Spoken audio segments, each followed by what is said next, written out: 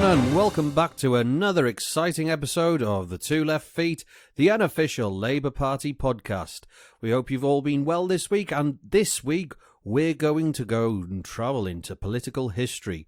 Not actually physically, but, we'll be talking about what's going on in about the 1910s, or certainly after 1900 up to about 1920. We are going to discuss today on the unofficial Labour Party podcast someone who put the footings in place to then develop what would become the welfare state in the decades to follow. So if you want to comment or send us a message on anything that we discussed today, you can get in touch with us on email. It's labourpod@gmail.com. Twitter and Facebook, it's @LabourPod. We're on different platforms, so many different podcast platforms now. You can hear us anywhere you want. So don't forget to like, share and subscribe and comment where possible. But before that, humanoids, let's introduce my co-host, the co-host with the most, your friendly, local, neighbourhood councillor, Councillor Jabez Oakes. Hello, Jay. Is this our attempt at a podcast of relevancy by talking about a Welsh politician who's from the Liberal Party in the turn of the last century? Yeah. This is what we do. So This is relevant, up to date, and obviously newsworthy. Yeah. Right, okay. No, there's a reason why, because it said in last week's episode that we would be doing more sort of historical pieces, and it so we improve our knowledge as well, I think. So we could improve our knowledge because I've had a good read up about the person that we're speaking about today. Which, Jay, would you like to tell the listeners who we're talking about? David Lloyd George. David Lloyd George, also known as the Welsh Wizard. There's an importance of why we want to talk about David Lloyd George because, like I said at the top of the show, he was one of the founders and architects of what would become the welfare state. Now, okay, he was in, as you pointed out quite rightly, he was in what was the Liberal Party at the time. But I wouldn't call him he's not a liberal by today's standards. If anything, as Tony Benn once said about David Lloyd George, he was that left wing that had he been in the new Labour government under Tony Blair would have thrown him out. Well, he did. Yeah, it was a shift, a huge shift in the way we look at helping the poor and having how the state supports people. It all started with him and that moving that way, away from the old poor laws and he'd seen growing up in northwest Wales a two-tier system where, and I think that there's biographers that I've read that say that it was to do with his religious upbringing. So the church's involvement within the school system. Pardon me. The church's involvement within the school system. So he had, I think one of the biographers said that when he was in school, they used to have to give this recital to the Anglican vicar once a year, whatever ceremony it was.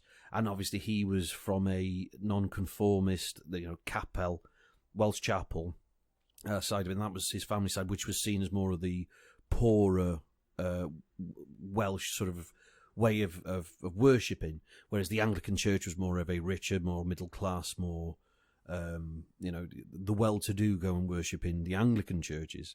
And during a lesson, he was asked to recite whatever the vows were, and he basically said, "No, I'm not going to do it. I don't believe in it. I don't want to do it." And the point that he made it across to the teacher was, this is ridiculous. We shouldn't be doing this. And I think the biographer said the teacher pretty much agreed, but told him off at the same time. And that's where his start was. He felt that there was, and certainly if you look in the later parts of his young adult career, when he became a solicitor, and was working out, I think it was Porthmadog.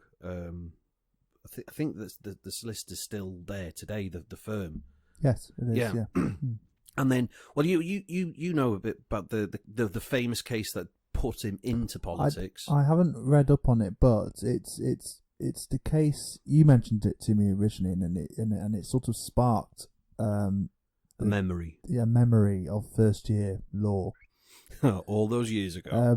Like judges. Nowadays, obviously, we have a concept called jury infallibility, which is when juries will go against.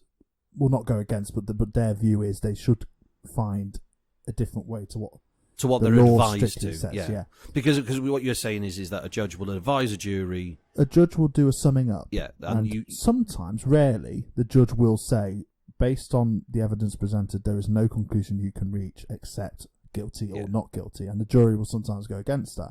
Just for the listeners, the case that we're on about, it was a case in North West Wales, where a person had died, passed away, and wanted to be buried in the same churchyard as his daughter, I think, who had passed away years before. The daughter was buried in an Anglican church graveyard. He was a nonconformist.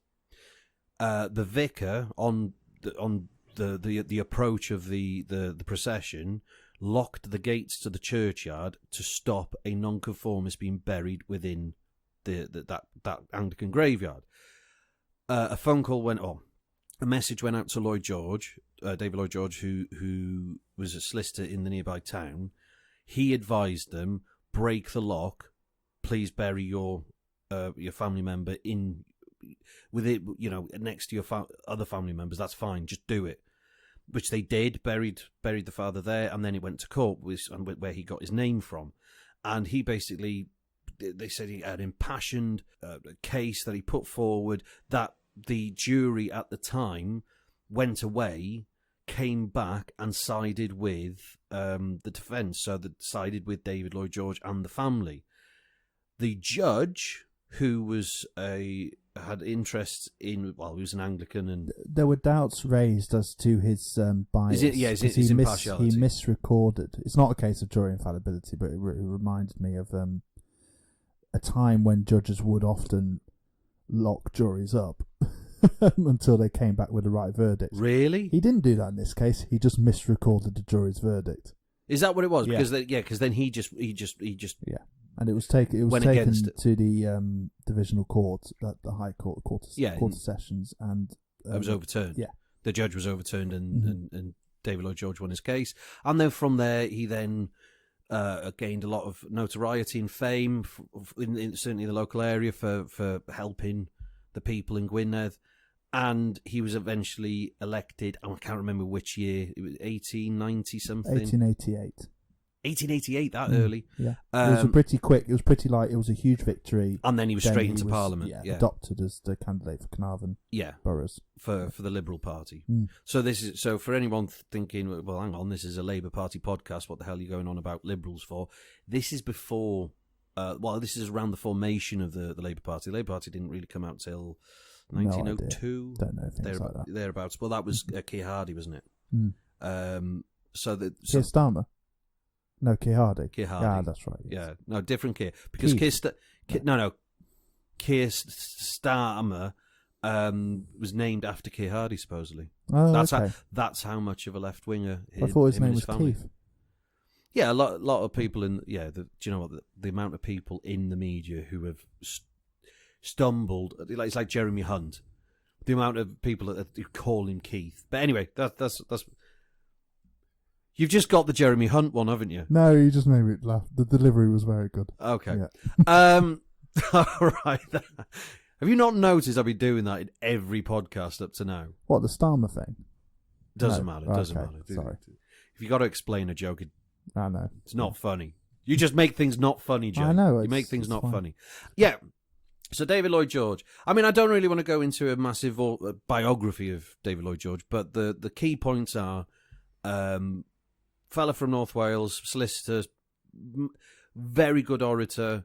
From a young age, was a certainly person that fought for social justice where he saw it. And one of the things that he was impassioned about was to remove and get rid of the slums, the slums and the workhouses and everything that you would associate with a Dickensian Britain. He was trying to move in terms of politics and move social justice forward, so people had a better life. So when, sorry, I was just reading. Sorry, go on. Yeah, Yeah. But then this is the thing. When we actually talk about David Lloyd George, and a lot of people who speak about him do so in sniggered tones, mainly because of the controversies of David Lloyd George's life. Certainly, and we'll get it straight off the bat. He was naughty. He was, yes, he could be very naughty, especially when it came to women. Yeah, and he was known to be quite promiscuous. Yeah, I think so. Until he settled in a three-way relationship. Well, sometimes that's what. Yeah. Yeah, he was in a throuple for 30 years. And it seemed, well, judging by what the biography I read was, there were three of them were quite happy with the. Oh really? I didn't know that. The three of them were quite happy with the arrangement. I guess they're very modern, very liberal. Yeah, you're looking at me. No, it's fine. Yeah. But then. He was a radical, I think. And this is what I was about to go on, is his radical pushes when he was Chancellor of the Exchequer. So back in 1911, this is where he first had the ability to push policy. Well, it was 1909, wasn't it? Was it 1909? People's budget, yeah, because it took a while because of what happened. So hang on. So the Parliament Act was 1911, and it took 2 years, right? Okay, sorry. I thought it was all in 1911. So no, it's just good to the story is it's a long thing.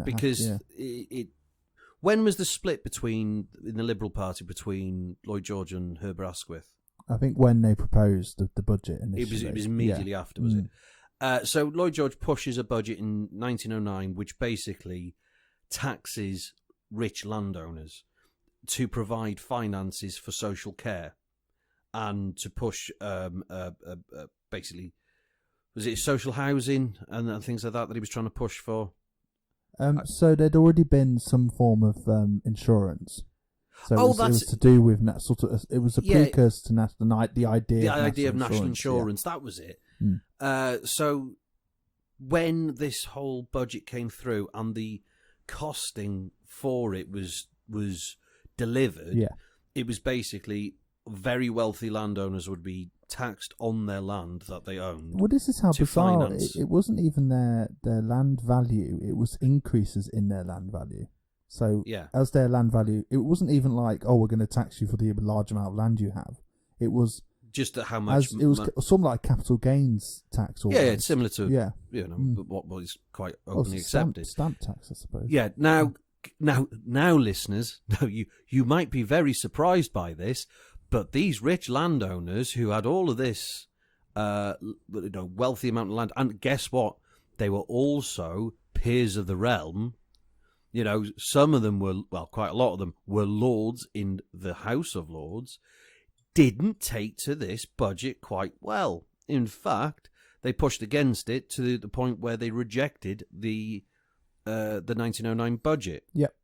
And sent it back to the Commons and no, we are not ratifying this. This is not going for ascension. And back then, only 100 odd years ago, which is how mad our country is, it meant all these hereditary landowners could actually stop a government's a political full stop, politically elected representatives of the people, and this is where the first big change to the House of Lords occurred, which we were talking about before, because by in the meantime, before that Parliament Act came up, because the Parliament Act basically was a reform on the House of Lords, where they could only delay certain bills. Yeah, which is still the function, still the system that's used today. No, there were further reforms which made the time less. Yeah, so I think the first one, it was 2 parliamentary sessions, which is 2 years normally, and then nowadays it's 1 parliamentary session, which generally makes it a lot quicker. Yeah. But besides that, the whole concept that the David Lloyd George pushed was that the Lords could not stop a Act of Parliament from the House of Commons. It gave the power to the House of Commons to force through bills. Yeah, which has happened. Which has happened quite a few times. Yeah, the most recent one, famously, was defox hunting.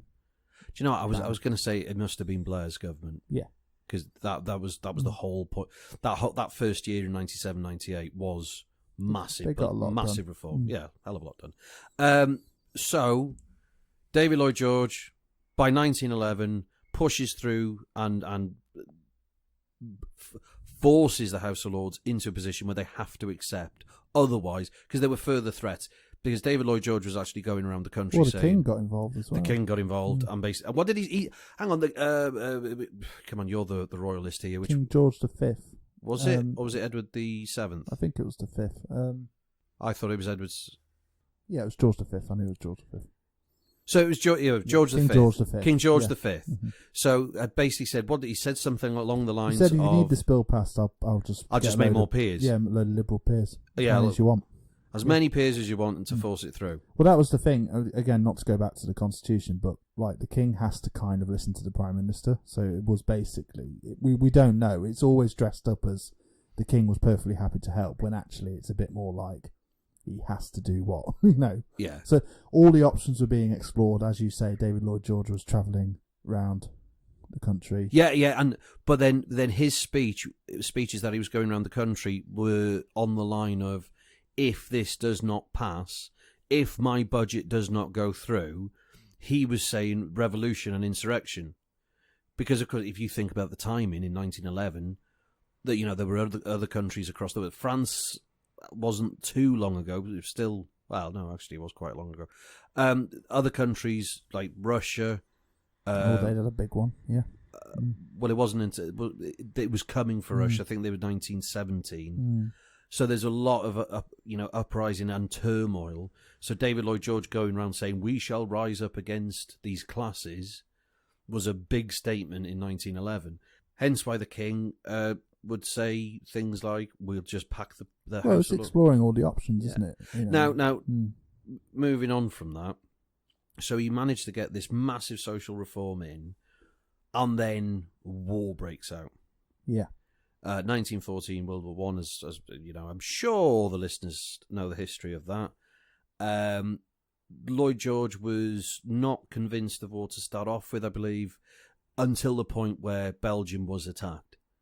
So he whereas the talk of war was being ramped up before that point, he was, as you'd imagine, slightly liberal. But when 1914 came along and Germany attacked Belgium, he went full headlong into it. Now we're at war. They have attacked Belgium, and I don't know if the fact that Belgium's the same size as Wales or something that he felt that, but he went full into it, and he was known as a wartime chancellor. Certainly regarded by many.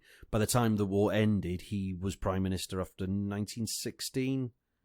After was it Herbert Asquith was ill, and was it? I'm not too sure there. And then he was seen as the victor of World War One before. Well, the Great War wasn't. He was Minister of Munitions. He was, yeah. Yeah, but because you experience. Because back in that sort of time, it needed organising on a very, very, very, very large scale. The whole concept, because at the time Ramsay MacDonald, who was, the Labour Party, was he? Yeah, he was. No, he wasn't leader at the beginning of the war. Had said quite often that he was against war. He voted against war, and he was damned for it to start off with. But by 1919, 1920, when Ramsay MacDonald came back to the Houses of Parliament as an MP, he was seen more in a favourable light as we shouldn't have gone to war. There should have been more talking. By 1918, David Lloyd George had, as people said, he was at the height of his powers, and if he wanted to be Prime Minister forever, he could have been at that point. Now, by 1920, his sort of stock went down. And I say stock went down in a sort of nice little link that the Marconi affair. Yeah, well, he was. Yeah, he did have a few issues where today I think they'd call it insider trading. I think back then they called it insider trading.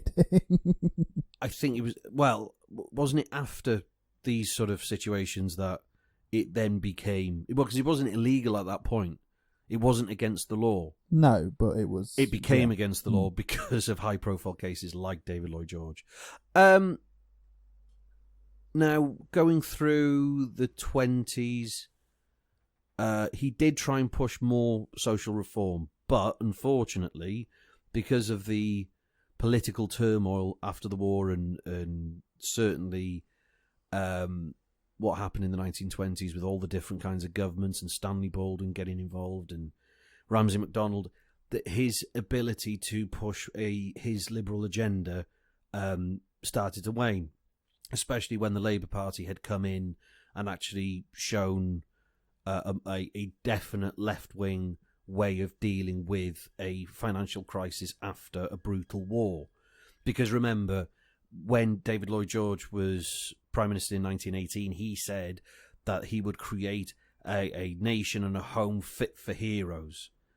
And then by 1920, he didn't fail. Well, he didn't go as far as he was hoping, especially when it came to jobs, because by there was 2.5 million people out of work.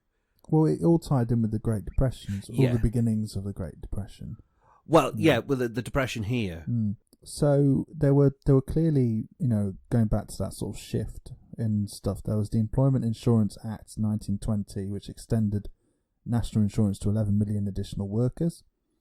Agricultural Act 1920, which provided for farm labourers to receive a minimum wage, while the state continued to guarantee farm produce until 1921. Was that sort of the first concept of minimum wage then? I think so, because farming was a sort of... It was a necessity. It was a government it was controlled sort of system. There was also the Mining Industry Act 1920, which placed a mandatory requirement to provide social welfare opportunities to mining communities.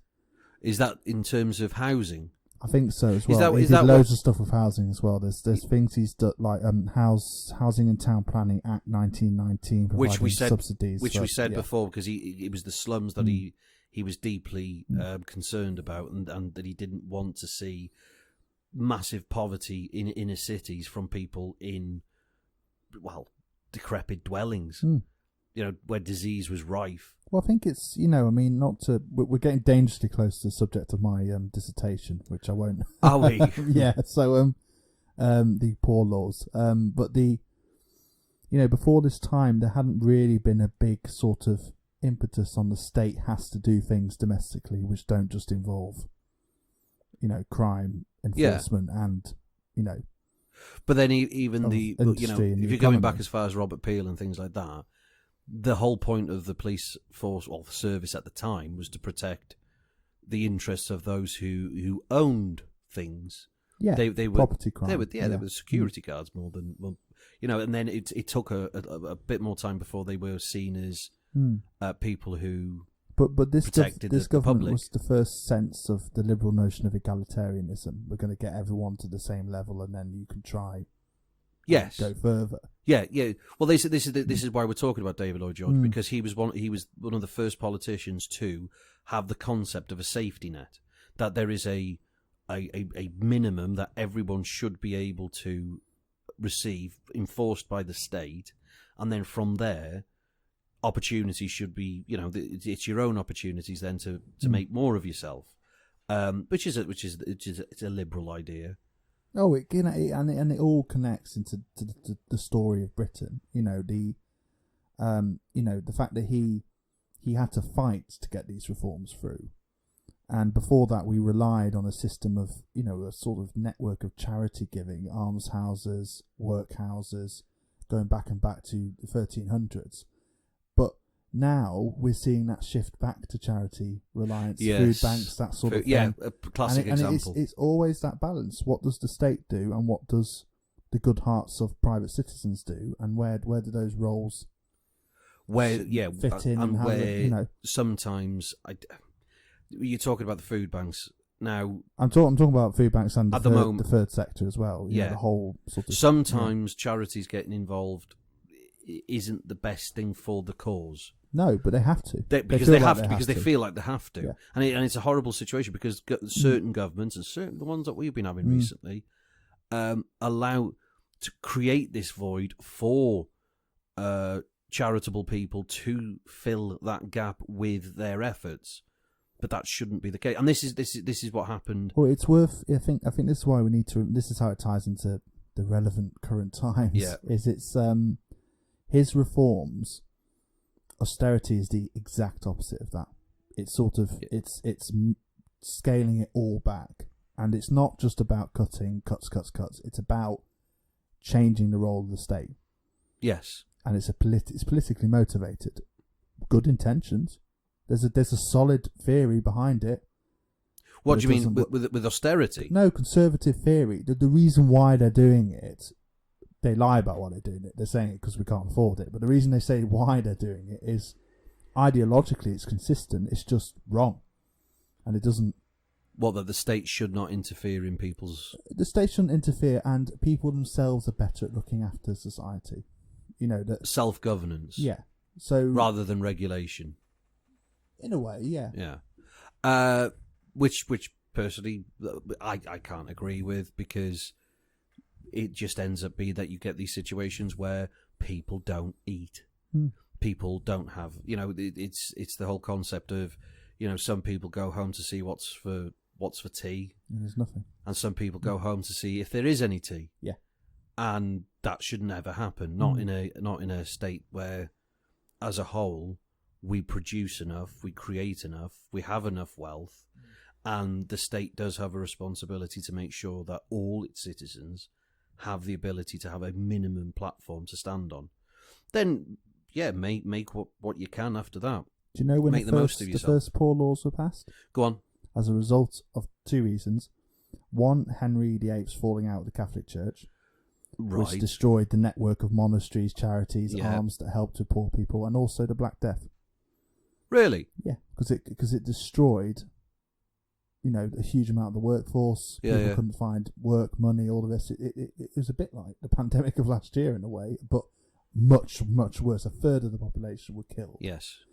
And it was seen by they were called humanists, part of government, and they basically said, we need to set up a government system of almsgiving, poor laws. So this is Black Death era? Yes, there are two areas which are called Black Death. Which eras. Was, hang on, 1300s and 1600s. 1600s, yeah. And the upshot is it was the first form of serious government intervention in the welfare of its citizens in Europe, certainly. Yeah. Possibly the world.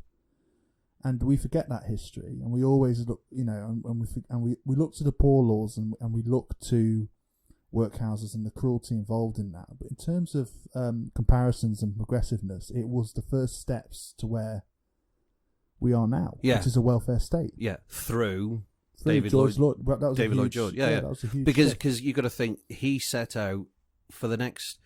So when he was Chancellor, late 1900 to the teens, and then Prime Minister, his agenda was then discussed and debated and pushed through and improved upon for the next 60 years. Yeah. Certainly the next 50 years of politics came from the back of that one man. Well, the compromise position of national insurance. That is a compromise. Yes. You don't get it for free. You pay into it. And that is ultimately a compromise. If you look at some communist states, it was a third way. It was a third way. We like that phrase, don't we? Yeah. But I mean, okay, you can take the mick out of Blair all you want, but it shows that in certain circumstances, that idea that there is a middle ground you can meet and everyone can be satisfied, and because you've got to think after that, and certainly, okay, maybe the 20s and 30s weren't the best sort of period for workers because of the mass unemployment in both decades.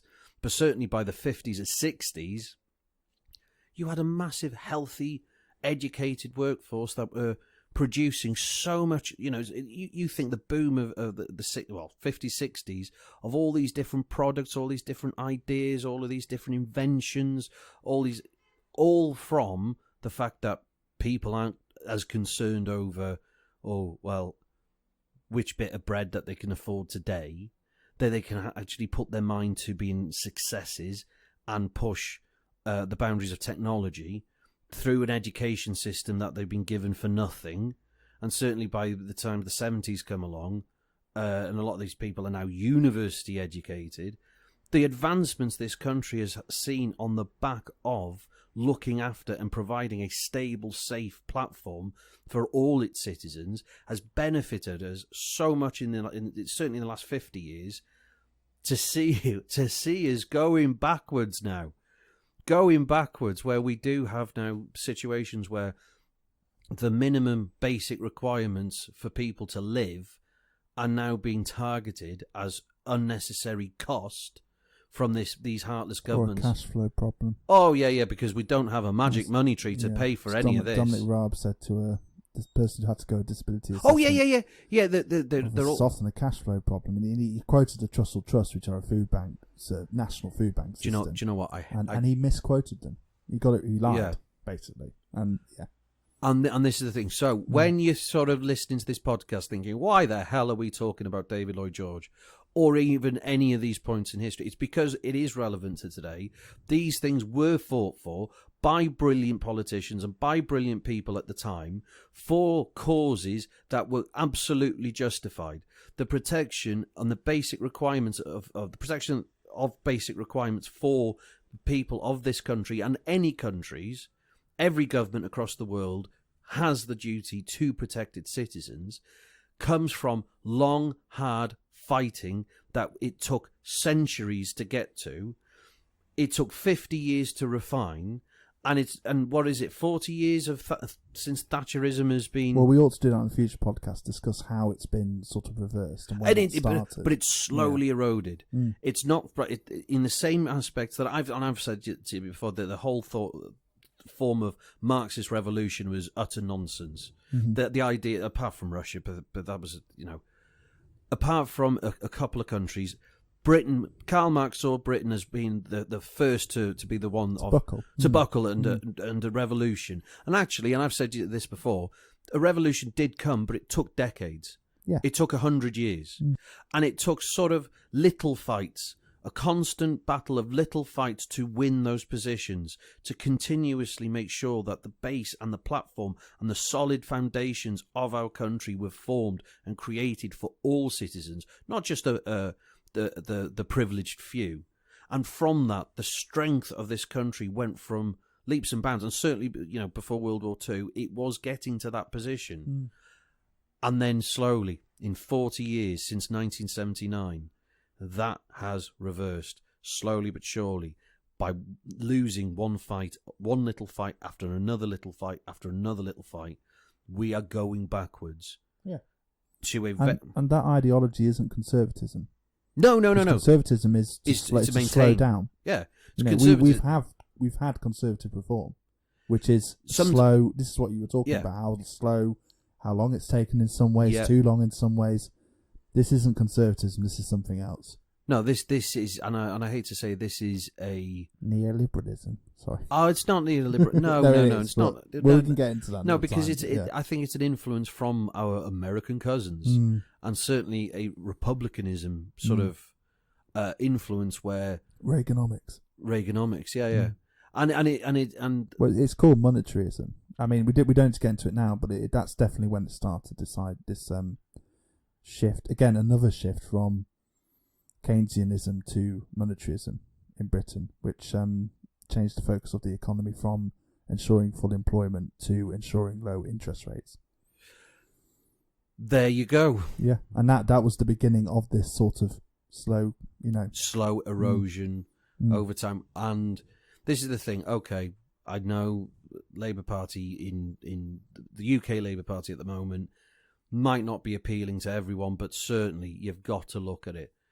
If you think you are not on the target of something of yours being cut, some service, so if it's healthcare, if it's anything that the state is that roads, for instance, the most socialist thing that you can see in front of you and every day is roads, free for use free to use at the point of use.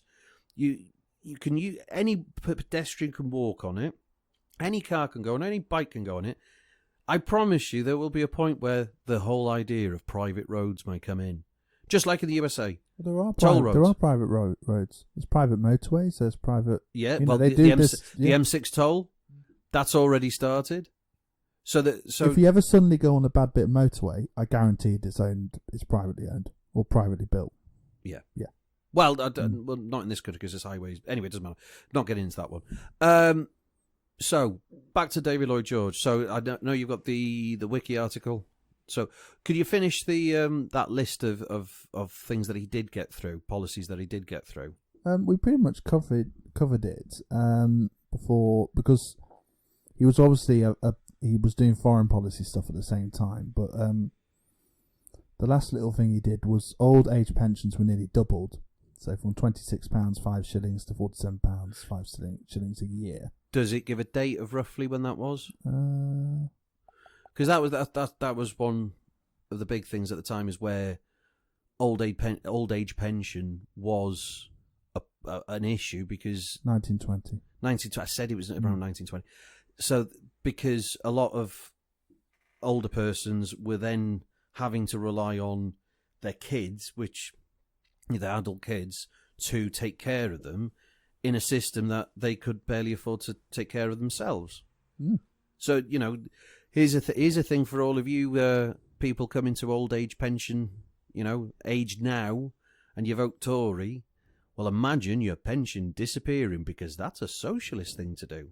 That's a left-wing thing to claim. Well, it's surprising the amount of people I talk to, and they say, and it's, you know, it's shocking really, because they're saying, well, is this all I'm going to get?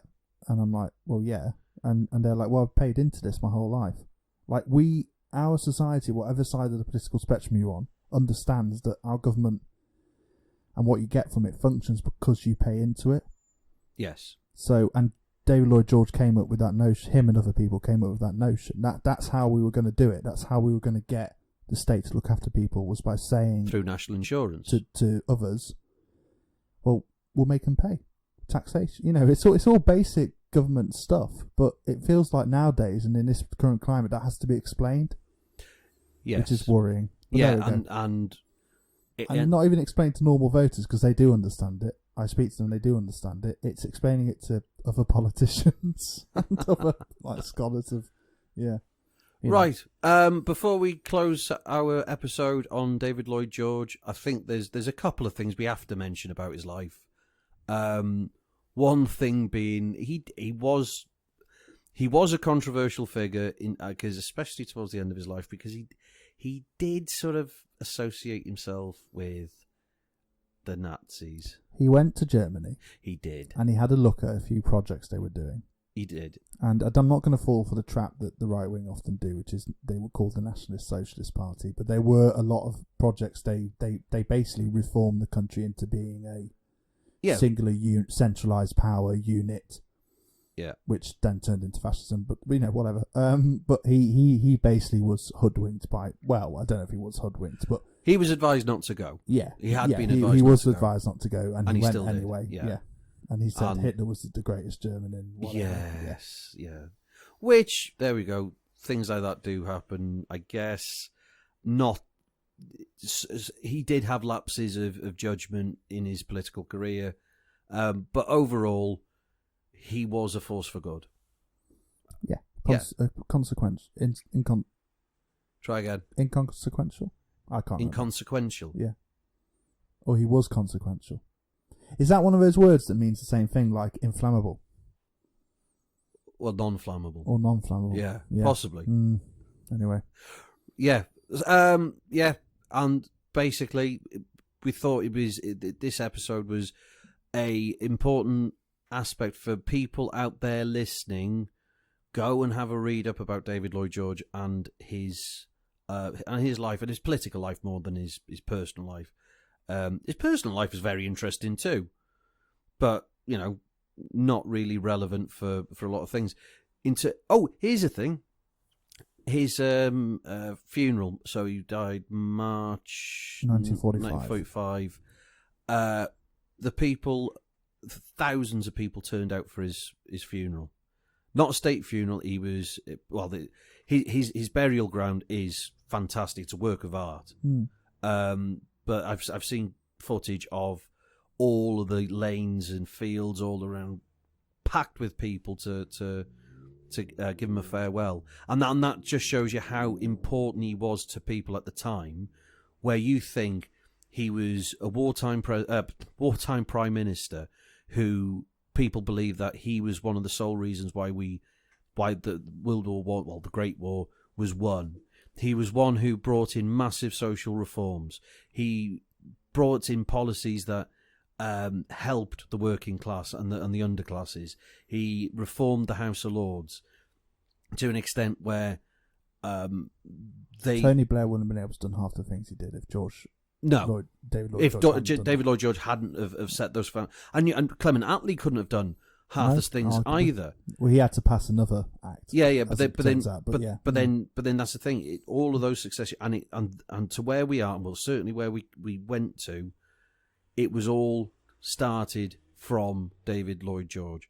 So, by all means, not just the greatest Welsh politician to have ever existed, one of the greatest politicians, hence why his statue stands at the door to the House of Commons. And people do need to know his name. He should be held in just as high a regard as a lot of people who hold Churchill to high regard. Yeah. Faults there too, but that's the kind of level of politician. That's a whole podcast in itself. Yeah, that's a whole podcast in itself. But that's the kind of level that David Lloyd George should be held, and he should be remembered. And the fact that a lot of people today don't know him or know his name. If you talk about the prime ministers of the 20th century, they'll say Thatcher, they'll say Clement Attlee, they'll say Churchill. Yeah. They should also say David Lloyd George. Yeah, absolutely. If you're going to mention those, he's one of the greats. You should say he is absolutely one of the greats. Right then, so for all of you out there in podcast land, do have a look at yourself and do have a little bit of research into David Lloyd George, because fascinating character, great character, and also, if you do want to share any of your comments or views about David Lloyd George, you can contact us here on the Two Left Feet on our email address, which is labourpod@gmail.com. You can contact us through Twitter and Facebook. It's @LabourPod. Plenty of platforms and places you can leave comments on our podcasts. We do read them all when we can, if we do find them. And if we'll try and read out as many as possible on the podcast when we actually get them. Do you realise as well, this is episode 10. Is it? We've done 10 episodes. That's a shock. Amazing. We're in double digits now, Jay. We're in double digits. So, until next time, humanoids, from me, your host, Dafydd Vaughan, and your friendly local neighbourhood councillor, Councillor Jabez Oakes. Bye. We say goodbye, farewell, and see you next time on the Two Left Feet. Goodbye.